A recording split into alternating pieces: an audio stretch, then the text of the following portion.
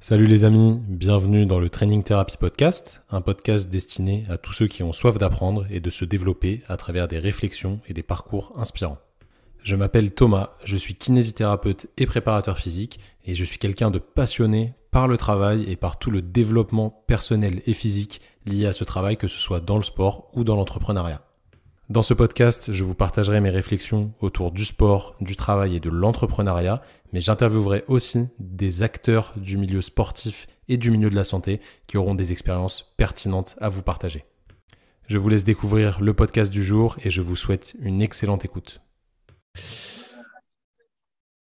Les amis, bienvenue dans ce nouvel épisode de podcast. Aujourd'hui, j'accueille un invité de marque. J'accueille la tête de gondole, on va dire, de tous les préparateurs physiques français. Un ami à Et moi, quelle Aurélien. gondole! Aurélien, merci beaucoup de prendre le temps de venir sur ce podcast. Je te laisse te présenter pour ceux qui ne te connaissent pas, qui sortent d'une grotte. Salut à tous. Je suis Aurélien Broussel-Darval. Je suis effectivement préparateur physique et conseiller en sciences du sport depuis un petit moment maintenant. Une bonne vingtaine d'années que je suis sur le marché.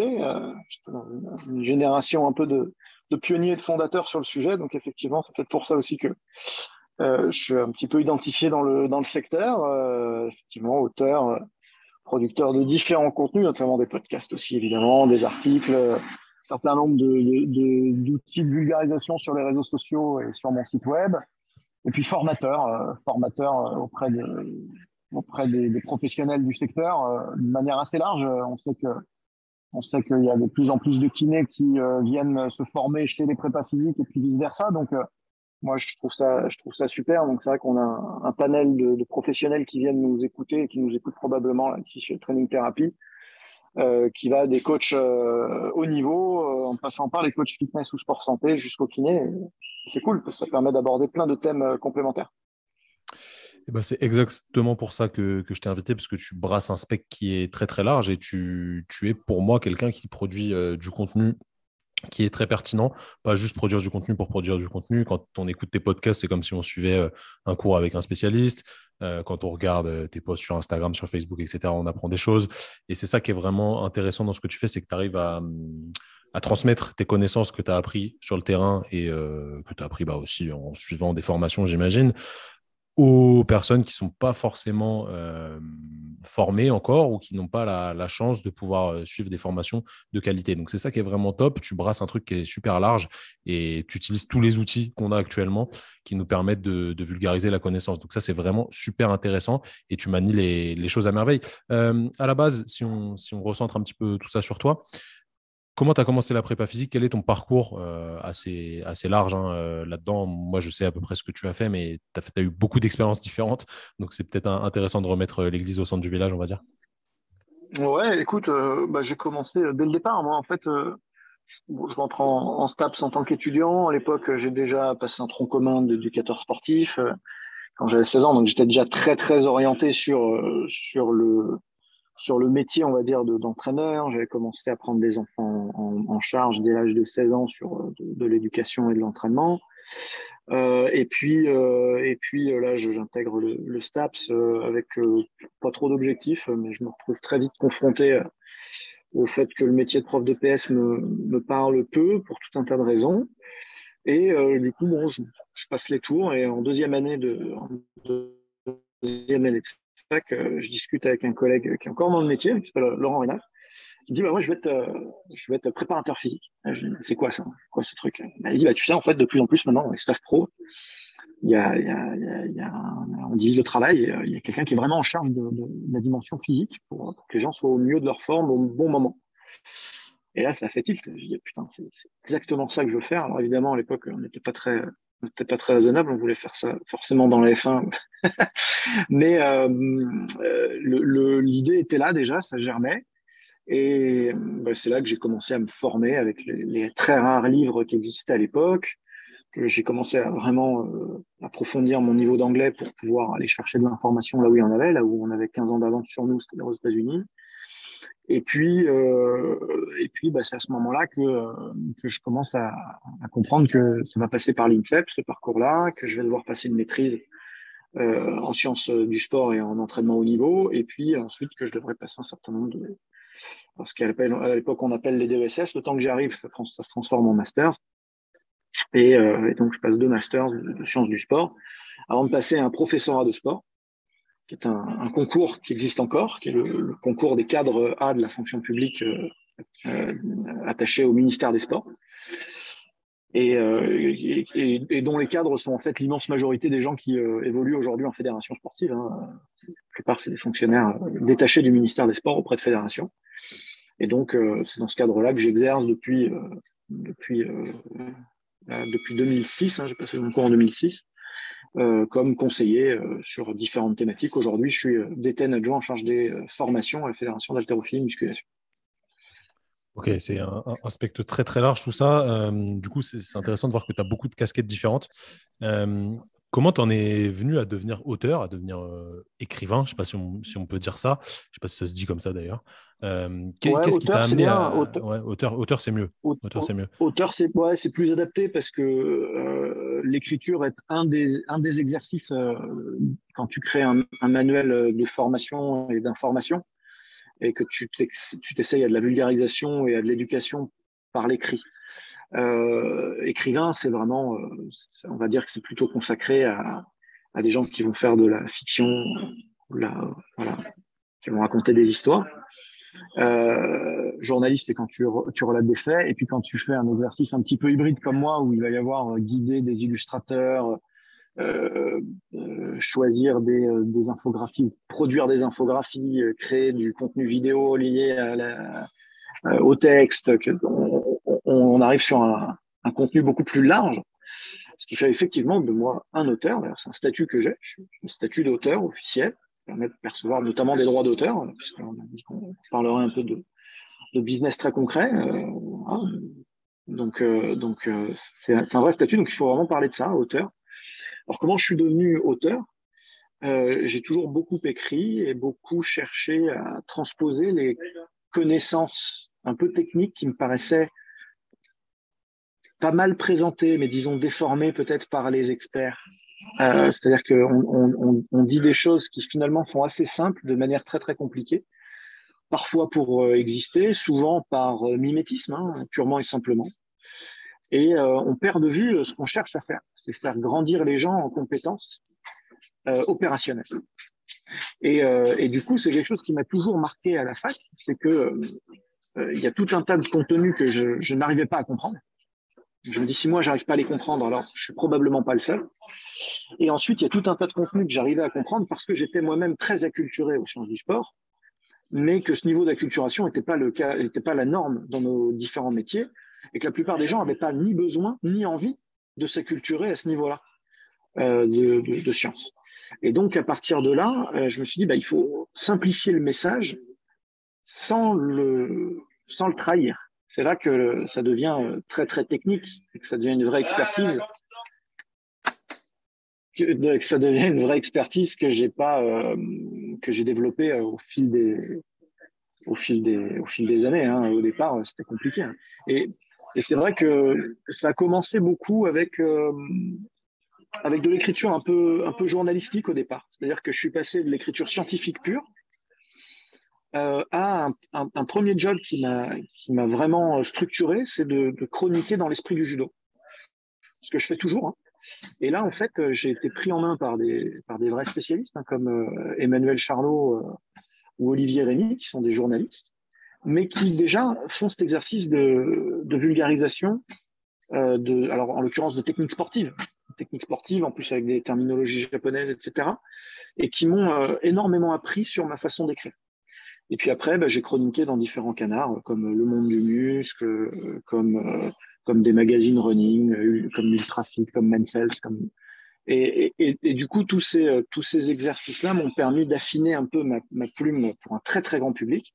Et puis après, j'ai pu mettre mon curseur au milieu de tout ça, en disant, voilà, maintenant, je vais parler à ma corporation, je vais parler aux professionnels, qui ont quand même un niveau d'exigence technique et de précision, et qui ont déjà un bagage conséquent de compréhension, qui leur permet la compréhension, mais en même temps, ils veulent pas de la science inapplicable ou inappliquée. et ils veulent qu'on illustre à chaque fois ce qu'on dit en sciences du sport. Donc c'est comme ça que j'ai commencé, si tu veux, à vraiment écrire, et que le premier projet est né, la préparation physique moderne. C'est extrêmement intéressant tout ça. Ça va me donner plein de pistes pour relier le tout après.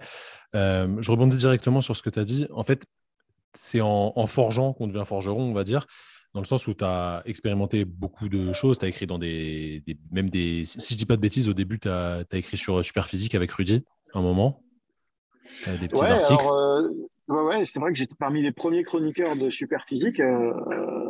Rudy, un collaborateur de longue date, quelqu'un de très innovant et qui a beaucoup fait avancer ce même secteur de la vulgarisation et de rendre le savoir et les techniques d'entraînement abordables. Bon, c'est déjà ultérieur aux expériences que je présente là sur les chroniques magazines. À l'époque, le monde du muscle, c'était vraiment, C'était j'étais vraiment costaud, ouais. minot. Hein. J'étais très très jeune. Ah, mais c'est intéressant dans le sens où tu vois, tu as commencé par des trucs un peu courts, pas forcément avec beaucoup de visibilité, et de plus en plus pour en arriver au final à un best-seller qui est L'Art du Mouvement, je pense que c'est ton meilleur livre. Je sais pas si c'est mon meilleur livre, c'est mon préféré Enfin, en tout cas. c'est ton... c'est celui qui te représente le plus peut-être et qui a Oui, excessivement peut-être. bien marché. C'est ma masterpiece, on va dire. Je C'est pense pas ça. être capable de faire beaucoup mieux que ça à tout point de vue. Quoi. Je pense que le Et truc est très mature. ça a très bien marché parce que c'est excellent comme livre. C'est vraiment un ouvrage de référence pour moi, même moi qui suis kiné. Sincèrement, je le recommande à beaucoup de monde. Et c'est intéressant parce qu'en fait, tu engranges de l'expérience dans un secteur où tu n'es pas forcément bah voilà, connu de base ou fait de base, dans le sens où l'écriture, c'est quand même quelque chose qui est compliqué. Je trouve que tu écris très bien. Les phrases sont bien tournées, c'est très clair, c'est très abordable. Tu t'exprimes aussi très bien dans les podcasts. Franchement, pour en avoir tourné avec toi, c'est limpide pour toi de parler. Voilà, c'est des choses qui sont assez simples pour toi. Mais tout ça, tu l'as travaillé avec de l'expérience. En fait, ça s'entraîne comme le reste. C'est ça où je veux en venir. Ça s'entraîne énormément.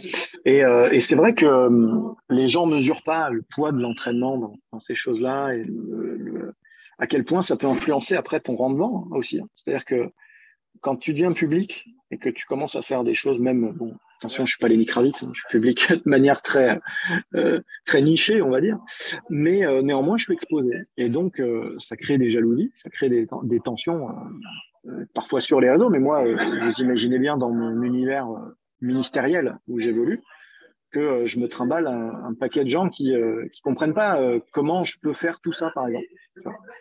Et ils n'arrivent pas à envisager que, bon, déjà, je travaille plus qu'eux. Déjà, ça, c'est quelque chose qui est dur à mesurer et à envisager. C'est-à-dire que moi, à 17 heures, je fais évidemment pas, surtouche pas à mon poste. Et quand les mecs émergent à 8 heures,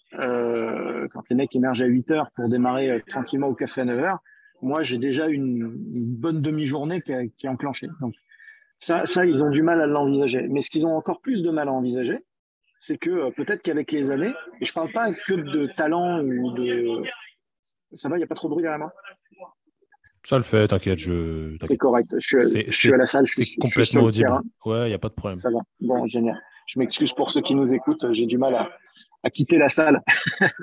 Mais ce qu'ils n'arrivent pas à envisager, c'est que au-delà du talent ou de la pure compétence de base, j'ai développé des compétences au long cours, des skills vraiment que j'ai entraînés et qui me permettent de produire par exemple un article de 4 pages en, je sais pas moi, peut-être 20 minutes. Je me suis jamais chronométré si tu veux, mais il est évident qu'un journaliste va encore plus vite que moi. Tu vois, des gens qui produisent tous les jours des articles vous imaginez le nombre de signes qu'il y a dans le Parisien ou dans le Monde. Ces gens-là pondent de la copie, tout est plus rapide, ils tapent plus vite, ils pensent plus vite, ils ont des tournures de phrases automatiques. Dans mon cas, moi, j'ai déjà des bibliographies de références tout de suite là sous le coude. J'ai déjà des références, je parle de ça toute la journée. Euh, Évidemment que ça va très très vite. Et donc, c'est vrai que ce dont tu parles là, c'est très important parce que c'est un vrai métier en fait d'être auteur. C'est un vrai métier et comme tout métier, on fait tout plus vite. Demain, tout le monde peut apprendre à poser du carrelage et à le faire proprement. La différence entre un pro et un novice, c'est qu'il va mettre peut-être 4 ou 5 fois moins de temps à poser la même surface. Vous imaginez à l'échelle du chantier, après, le différentiel que ça fait. Bah, c'est pareil dans tous les métiers. Je vois que tu es amateur de travaux. Très intéressant ce que tu nous as Bien dit là. malgré moi. J'ai plein d'idées qui me viennent en tête, donc c'est génial. Je vais rebondir sur le fait que tu aies dit que tu étais une personnalité publique. C'est quelque chose que je voulais aborder avec toi. Combien tu as d'abonnés sur Instagram? Je ne sais pas combien tu as sur Facebook, mais, parce que je ne suis pas trop sur Facebook. Mais... Vous m'êtes passé devant, bande de cochons. Je suis à 21 000 ou 22 500, peut-être quelque chose comme ça. Ce qui est déjà beaucoup, dans le sens où toi, tu es quelqu'un d'extrêmement connu dans ton corps de métier. Il ne faut pas se mentir. J'espère qu'il n'y a pas un préparateur physique qui ne te connaît pas, du moins qui s'intéresse à la préparation physique et qui ne te connaît pas. Tu es quelqu'un d'atypique, et moi, j'adore les gens atypiques.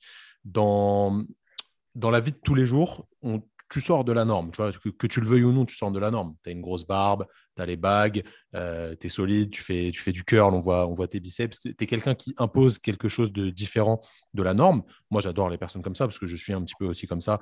Qu'on le veuille ou non, c'est quelque chose de naturel. Donc forcément, tu es visible dans le sens où si quelqu'un t'a déjà vu pour un truc sur la prépa physique ou pour un article, il va forcément te reconnaître parce que tu n'es pas monsieur tout le monde et on te reconnaît forcément. Est-ce que c'est facile dans le sens où est-ce que voilà, ça t'arrive qu'on te reconnaisse dans la rue, qu'on vienne t'aborder? Est-ce que les gens ont peur de venir t'aborder? Comment tu vis la chose? Je ne parle pas de célébrité parce que voilà, c'est pas non plus Jimi Hendrix, tu vois, mais tu comprends ce que je veux te dire ou pas? Oui, oui, je comprends bien. Bon, j'ai pas vraiment de problème à gérer ça quand même. Effectivement, c'est vrai que ça m'arrive que on m'interpelle dans la rue de plus en plus souvent. Des fois, je suis en train de courir, il y a un mec qui me dépasse en vélo et qui me dit ah, merci pour tes podcasts. Euh, voilà, des gens qui m'arrêtent dans une file d'attente et qui me disent vous êtes Aurélien Broussel-Darval. J'aime beaucoup ce que vous faites, merci. Et c'est vrai que c'est hyper chaleureux, c'est toujours très bienveillant, très sympa. Donc c'est cool, ça engage à continuer à partager parce qu'il n'y a pas effectivement que des jaloux et des gens qui critiquent. Il y a une immense, dans mon cas en tout cas, une immense majorité de gens bienveillants et j'ai des messages presque quotidiennement de soutien et vraiment je remercie toute la communauté là-dessus parce que c'est hyper sympa. Et je sens qu'il y a des gens, bon, il y a évidemment beaucoup de gens qui consomment et qui prennent et qui ne disent jamais merci, hein, il y en a beaucoup.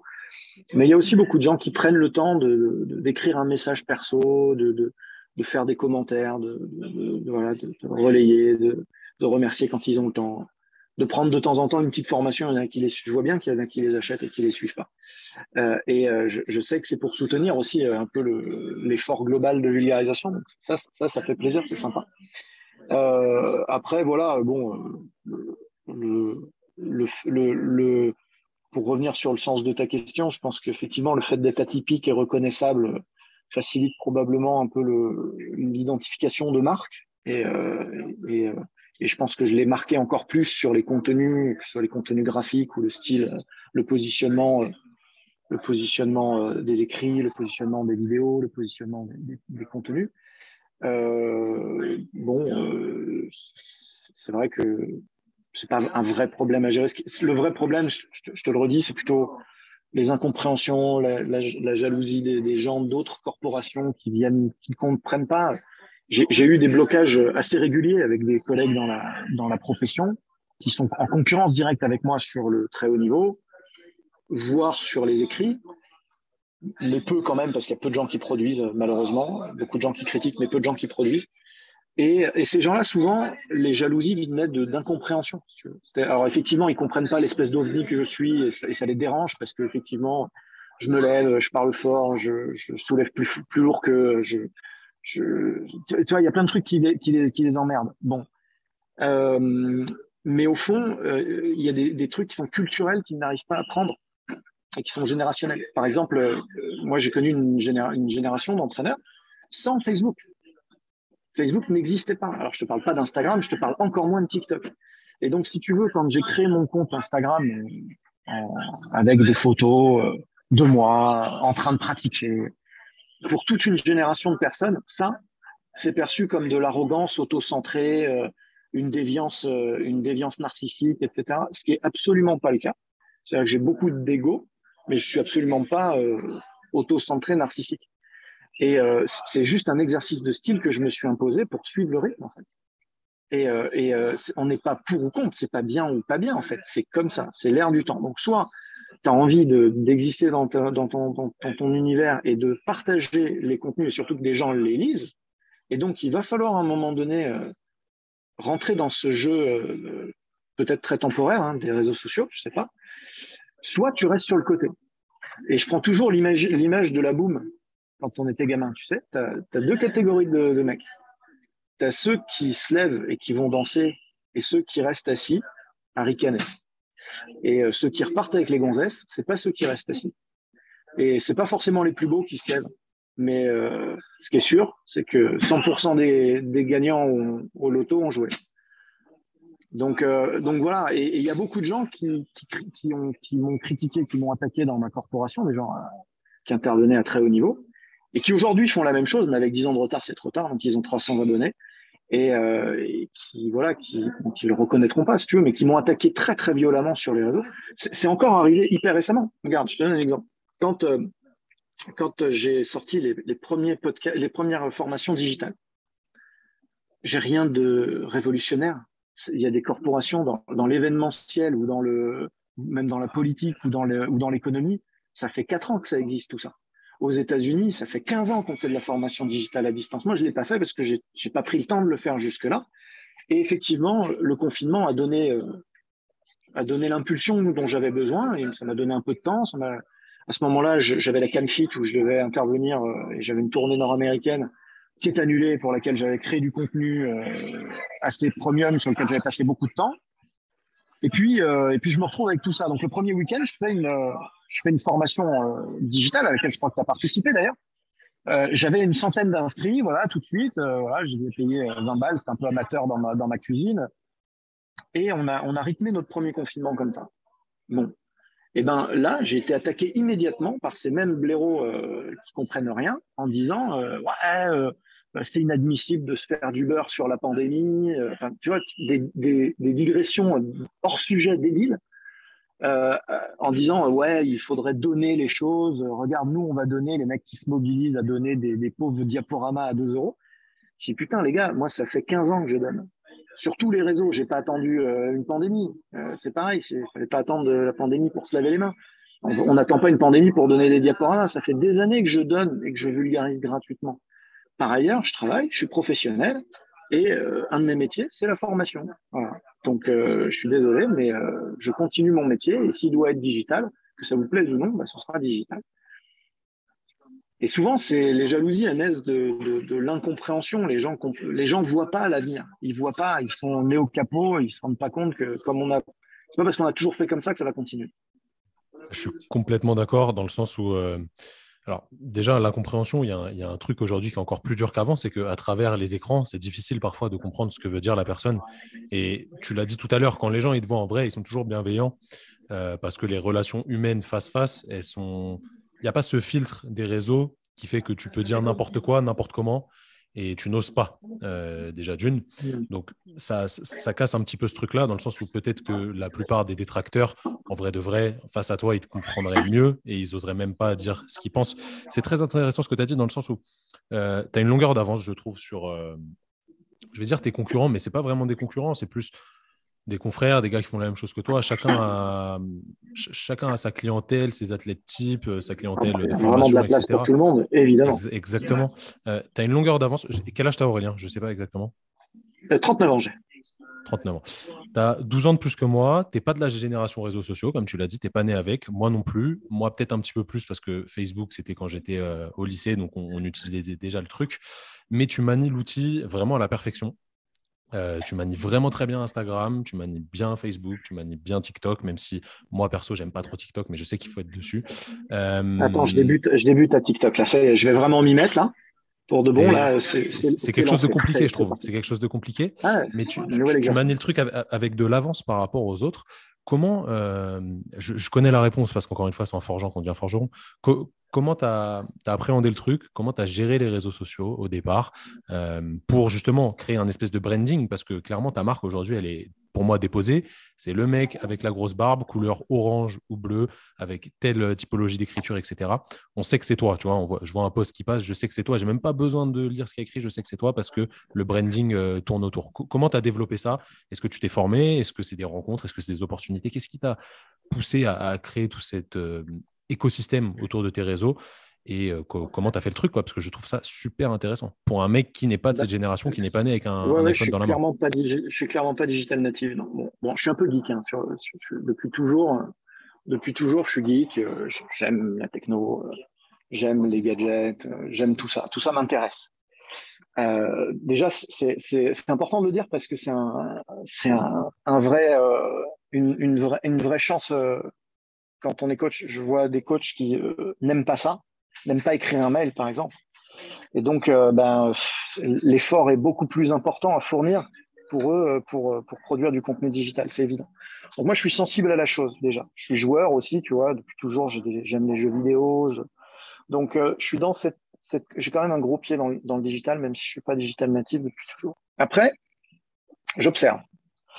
Je regarde beaucoup et je ne juge, j'essaye, c'est pas vrai de dire ça. J'essaye de juger le moins possible, d'avoir le moins d'a priori possible.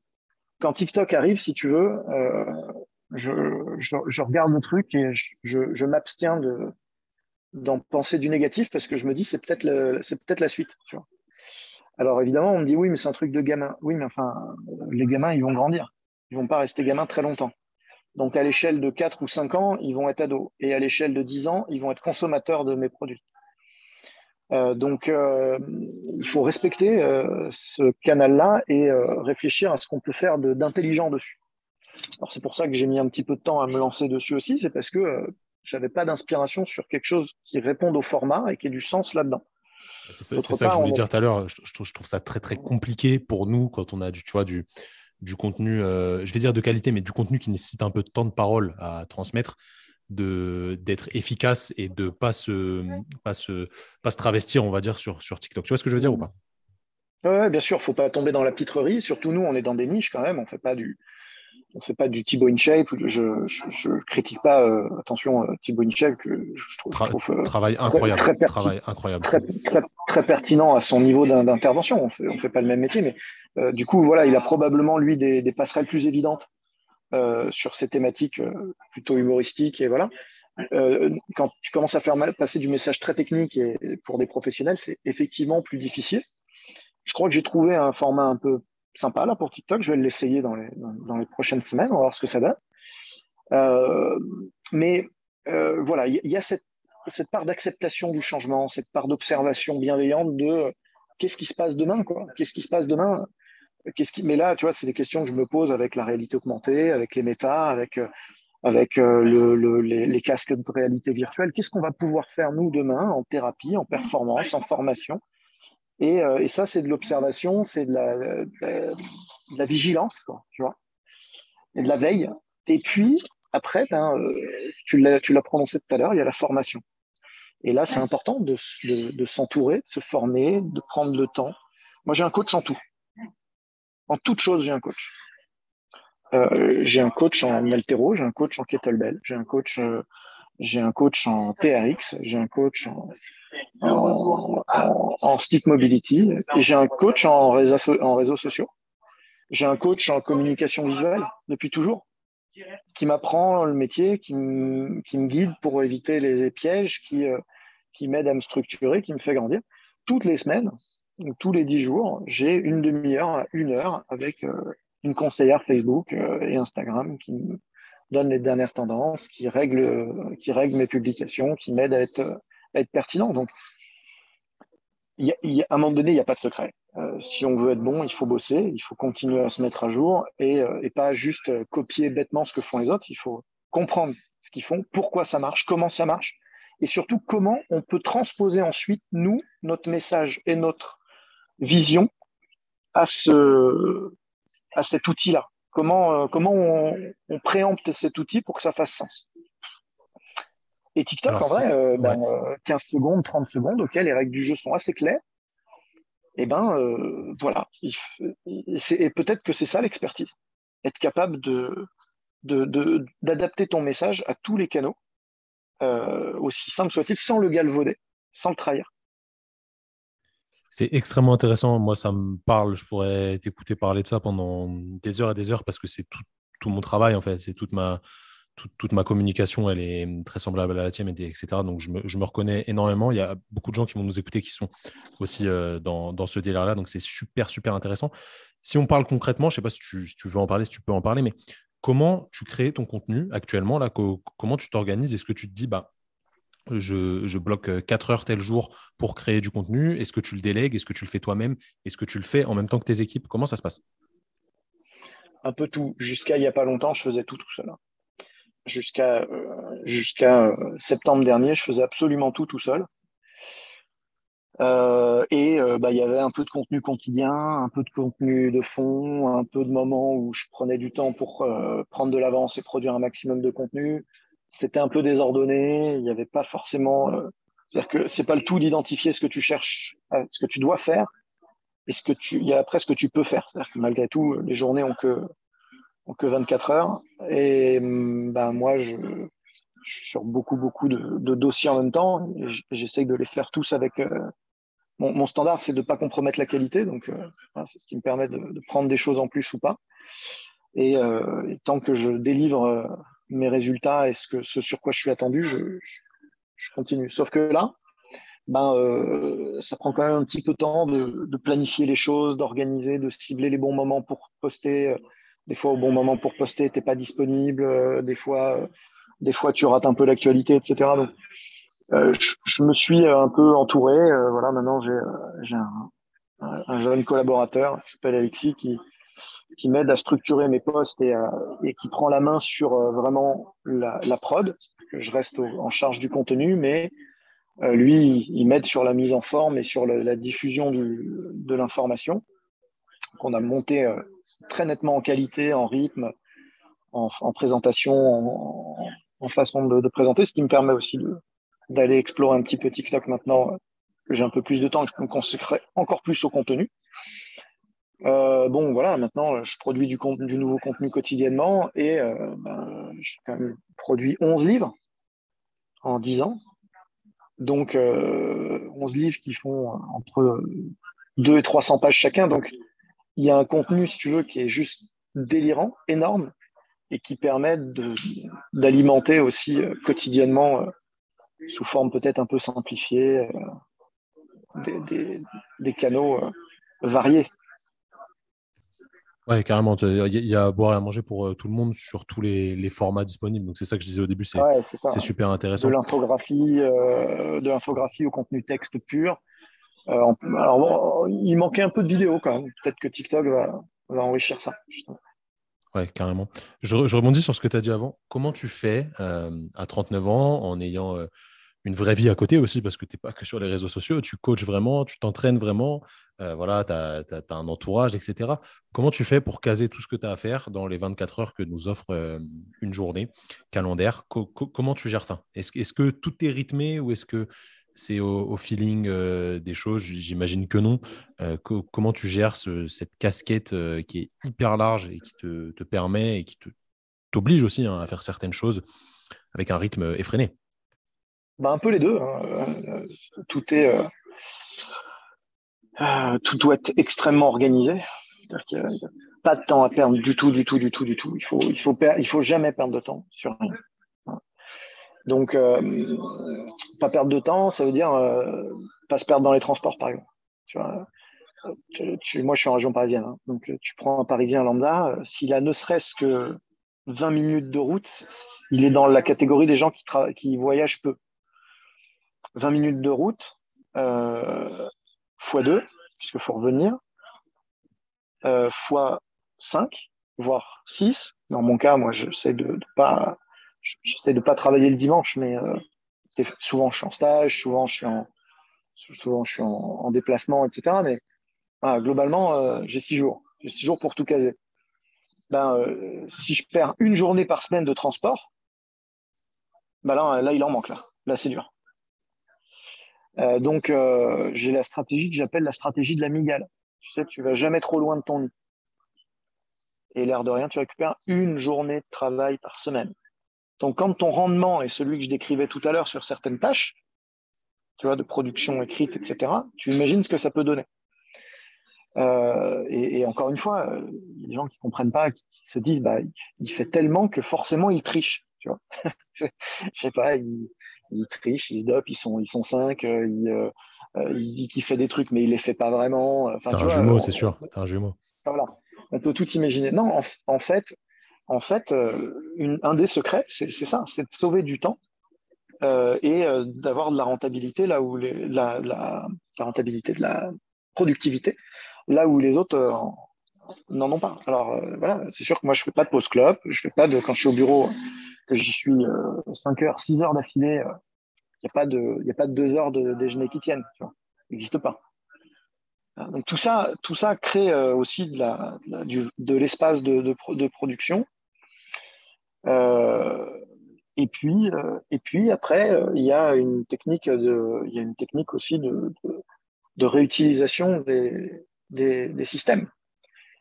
Tu vois, pendant des années, je travaillais sur les arts martiaux en tant que président de club. Bon, ça, j'ai pas de pont de recyclage de contenu, si tu veux. J'ai pas de transfert entre les arts martiaux, hormis l'expertise éventuellement, mais j'aurais un resto, si tu veux, que c'est pareil, quoi. Je peux pas empiler les couches. Quand je fais de la formation, ben, le fait ou que je travaille sur les réseaux sociaux, eh ben, ce temps-là, il sert mes écrits, il sert la fédération pour laquelle je travaille, il sert la communication collective au sens large. Il me permet de remplir mes coachs altéro pour la FFHM autant que il me permet de vendre des livres de l'art du mouvement, tu vois. Et donc il y a aussi cette synergie à trouver dans les différentes couches qu'on va pouvoir prendre. Et c'est pour ça qu'on ne peut pas compter une heure comme une heure, quoi. Des fois, une heure, ça fait 3 heures. Parce qu'en fait, cette heure-là, un peu comme Manu Chao, tu vois, tu fais un sample, tu fais 4 albums, quoi. Et il l'a prise, Manu. Et pan. Et du coup, tu peux pas, tu vois, raisonner de manière uniquement, ça y est, je m'assieds à un bureau, donc pendant une heure, je fais que. C'est pas toujours vrai, ça. Des fois, c'est vrai, bien sûr. Des fois, je suis là, je suis sur une réunion ministérielle. Voilà, c'est que du droit du sport et de la formation et des diplômes. Voilà. Pendant une heure, on fait que ça et on avance là-dessus. C'est Mais extrêmement parfois, on intéressant. empile. Ouais, ouais, bien sûr. Je rebondis sur ce que tu as dit à la fin, là. Tu parles du ministère. Il faut savoir que tu es quelqu'un qui bosse énormément pour, on va dire, ta marque, parce que tu es toi-même ta marque, Aurélien Broussal, qui bosse énormément pour divulguer des connaissances aux gens qui ont besoin d'apprendre de la part d'experts, mais tu œuvres aussi beaucoup pour la profession, d'un point de vue ministériel, pour les sportifs, etc. Qu'est-ce qui fait que tu fais tout ça? Pourquoi, toi, au fond de toi, qu'est-ce qui t'anime dans le sens, qu'est-ce qui te motive tous les jours à faire ce genre de choses qui ne sont pas lambda? Encore une fois, tout le monde ne fait pas ça, tout le monde ne prend pas l'énergie qu'il faut pour aider les autres et faire avancer les choses à ton image. Pourquoi tu fais ça? Putain, je suis un humaniste. Je suis peut-être le dernier humaniste. Eh ben, tu sais quoi, attends, Non. j'en ai tourné un ce matin, un autre podcast, et on a eu exactement la même discussion sur ce terme humaniste, et je pense que c'est peut-être un peu ça, hein. J'ai été éduqué comme ça. On m'a appris très vite que pour recevoir, il faut donner. Voilà. Et il faut donner, si tu veux recevoir, il faut donner sans attendre de recevoir. Voilà. Donc il y a une forme de. Quand je vois des jeunes stagiaires qui arrivent avec moi et qui veulent gagner tout de suite beaucoup d'argent, et qui veulent, enfin beaucoup, même pas beaucoup, mais tout de suite être rétribué, le moindre truc doit être rétribué. Je dis, bah, vous n'avez pas compris la règle du jeu. Il faut d'abord, il faut pas penser comme ça. Et alors évidemment, à un moment donné, il faut gagner sa croûte et il faut avoir des conversations très claires sur le sujet. Il y a pas de problème. Mais d'abord, fais, d'abord démontre, d'abord agis, d'abord construis, d'abord partage. Et puis ensuite, les choses vont se faire un peu naturellement. Et j'en suis assez convaincu, si tu veux. Et je pense que justement, ces réseaux sociaux et cette digitalisation de nos vies ben, contrairement à ce qu'on dit beaucoup, que ça cloisonne, que ça déshumanise, etc., je pense que c'est exactement l'inverse. Je pense que c'est l'illustration pure que si tu es dans le partage et que tu donnes tout de suite sans forcément attendre un retour, bah, par magie, des fois, il y a des leviers, des histoires d'influenceurs qui d'un seul coup se sont retrouvés multimillionnaires parce qu'ils ont commencé à partager des choses gratuitement, simplement.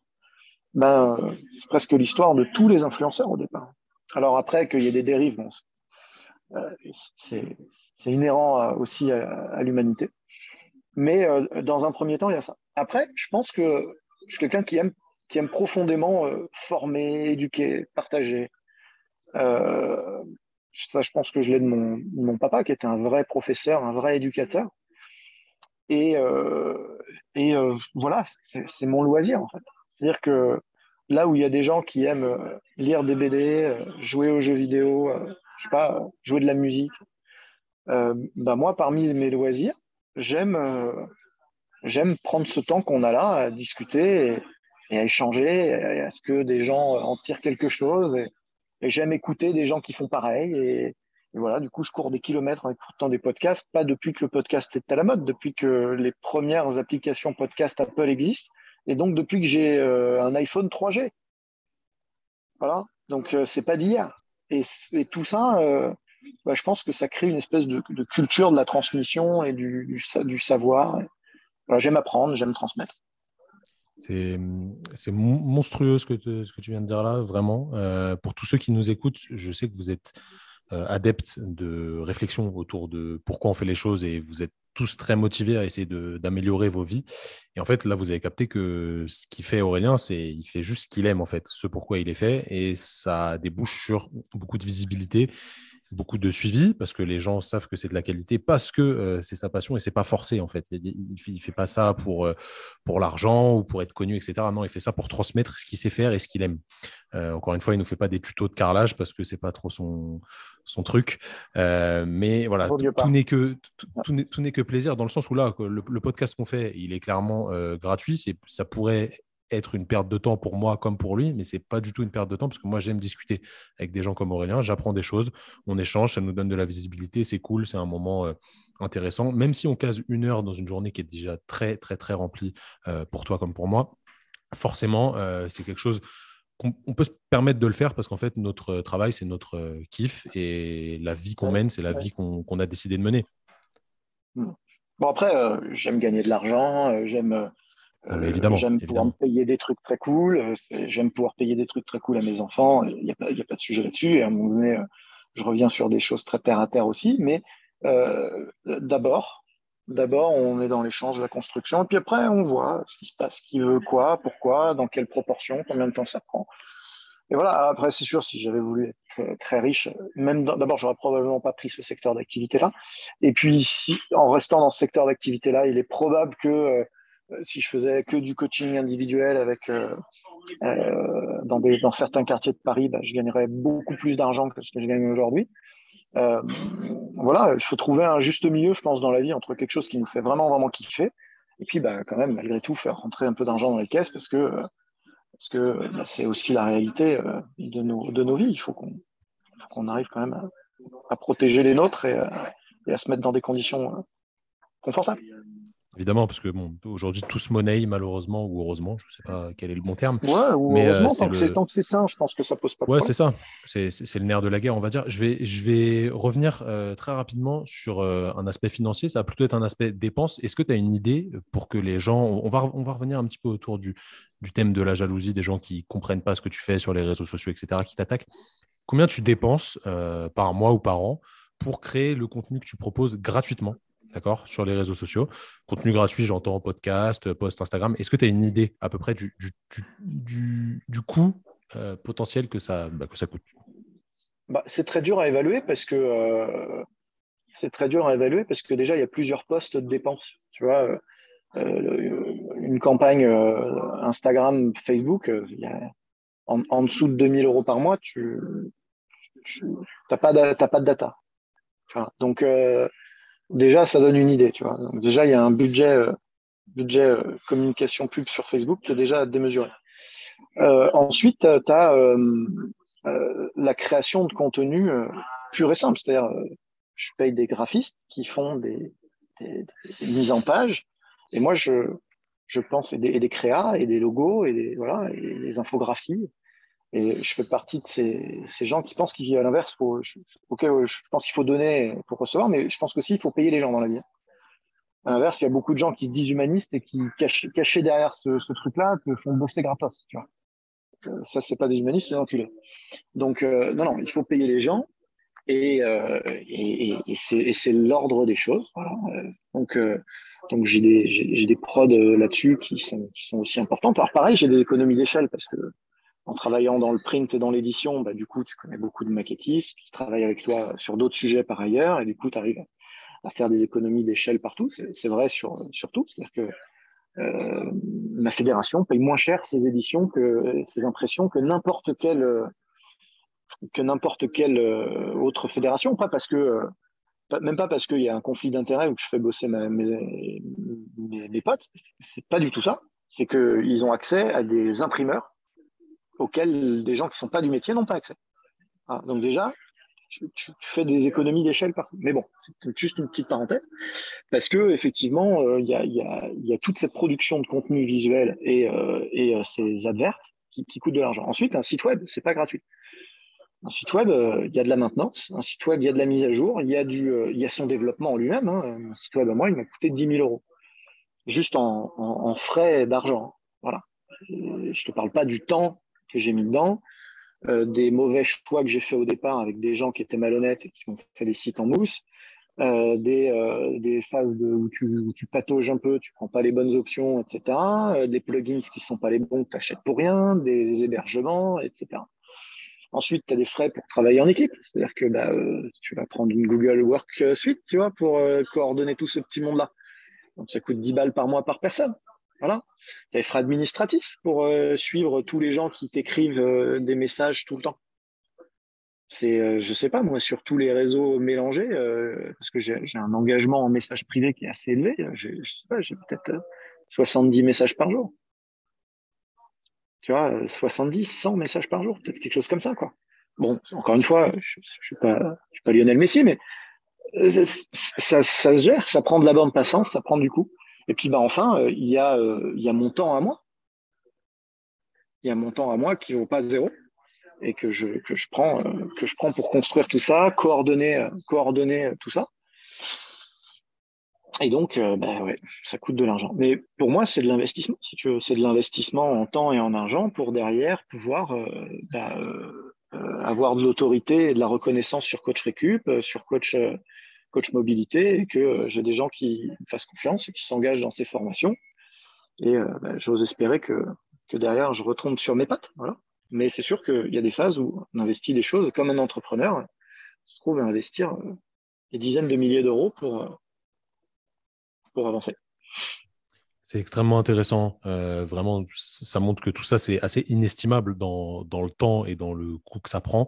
Je rebondis sur tes formations. Je mettrai le lien des formations en description du podcast pour que les gens puissent aller jeter un œil. Je vous invite à suivre ce que fait Aurélien en formation payante, évidemment, parce que là, vous allez apprendre beaucoup plus que sur les réseaux. Vous allez apprendre vraiment des choses que vous allez pouvoir transférer dans votre pratique. Donc, sincèrement, je vous invite à cliquer.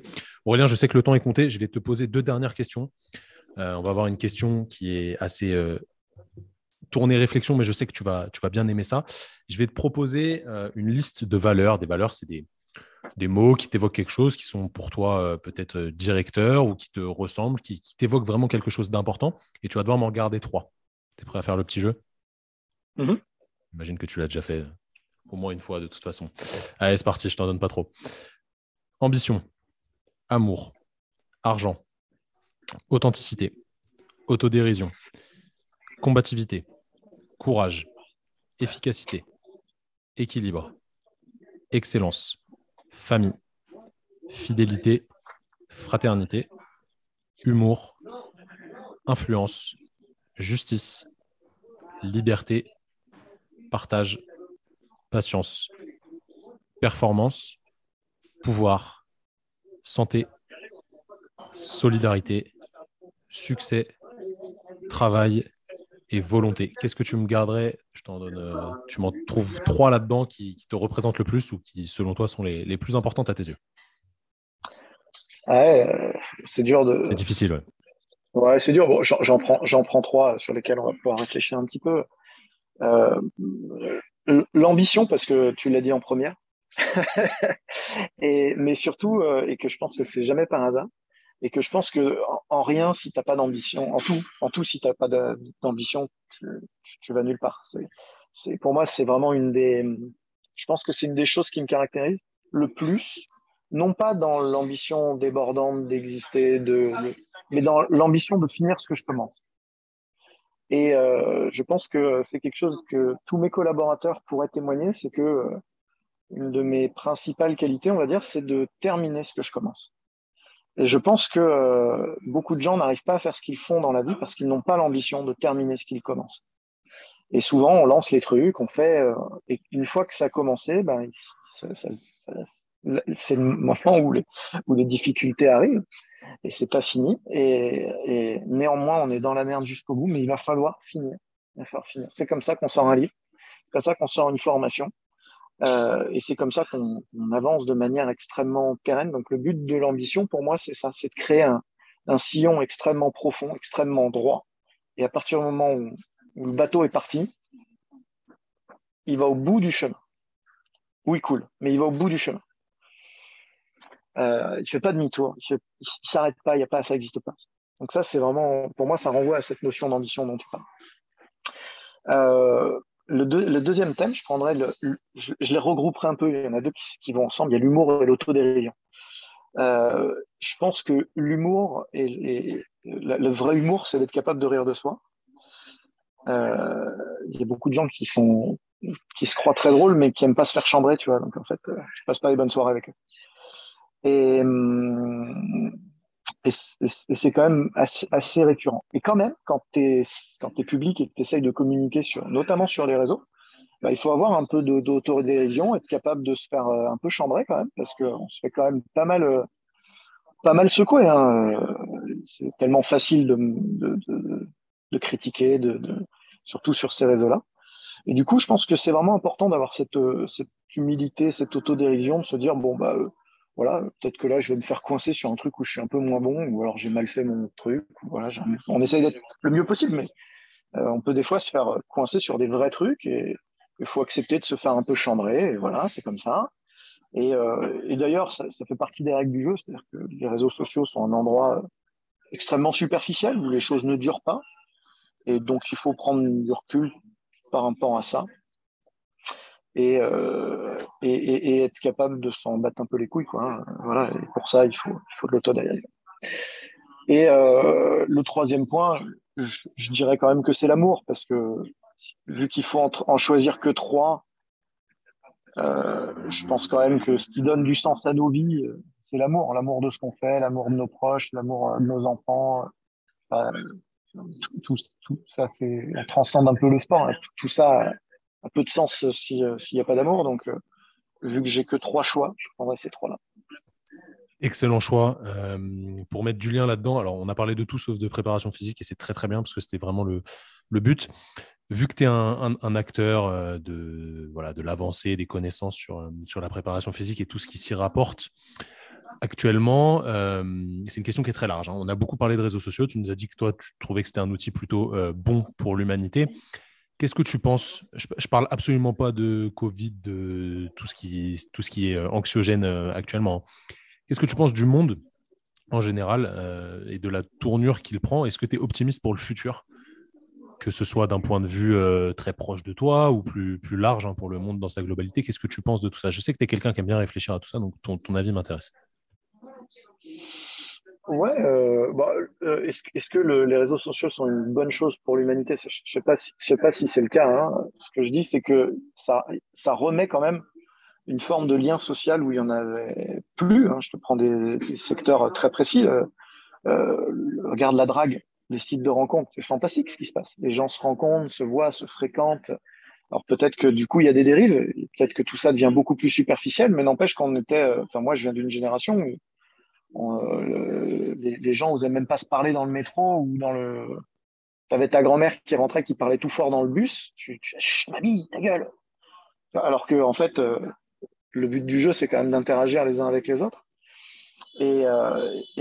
Tous ces réseaux nous remettent des options pour communiquer différemment. Peut-être que les gens qui sont timides ont plus leur chance aussi, que ça aide un peu tout le monde à un moment donné, avoir un quart d'heure d'existence et pouvoir montrer ce qu'il sait faire. C'est plutôt bien. Après, il y a plein de dérives superficielles, de communication tous azimuts, de dérives financières, business, etc. Donc, mais qui étaient déjà là sous d'autres formes. Il y a toujours eu tout ça, quoi.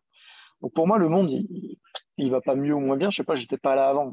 Quand on regarde l'histoire, on a quand même l'impression que c'était pas hyper fou, quoi. Là, on est tous en train de se morfondre, à se dire, oh là, vous vous rendez compte, on pollue, on fait plein de conneries, on s'aime plus, on se respecte plus, machin. Enfin oui, l'Antiquité, ça n'est que guerre, viol, massacre. La préhistoire, c'était chasse et survie, et la Renaissance, bon, une partie de superficialité, comme on peut difficilement imaginer une possible équivalence aujourd'hui. Donc, j'ai l'impression que chaque époque a tous les travers de l'humanité en bien et toutes les évolutions de l'humanité, que ce soit ses travers ou ses évolutions positives. Donc, je pense juste que le monde change, évolue un peu, mais que fondamentalement, on tombe dans l'yin et le yang à chaque fois. L'équilibre, très intéressant de terminer là-dessus. Merci Aurélien pour ton temps. Les amis, pour retrouver Aurélien, je mettrai tout en description. Vous avez son Instagram, son Facebook, son site avec le lien pour ses formations, ses livres. N'hésitez vraiment pas si vous avez envie d'en apprendre plus sur la préparation physique, sur la récupération, sur la mobilité, tout ce qui se fait autour de tout ça. Allez checker ce que fait Aurélien, c'est vraiment top. Merci encore Aurélien pour ton temps. Et ben, merci à toi, c'est un grand plaisir de bavarder et d'échanger. C'est quelque chose d'intéressant. J'espère que ce podcast vous aura plu. N'hésitez pas à le noter 5 étoiles sur toutes les applications sur lesquelles vous écoutez. Si ça ne vous a pas plu, mettez pas 5 étoiles. Hein. Soyez francs avec nous, il n'y a pas de problème. Et on se dit à la semaine prochaine pour un nouveau podcast. Salut les amis.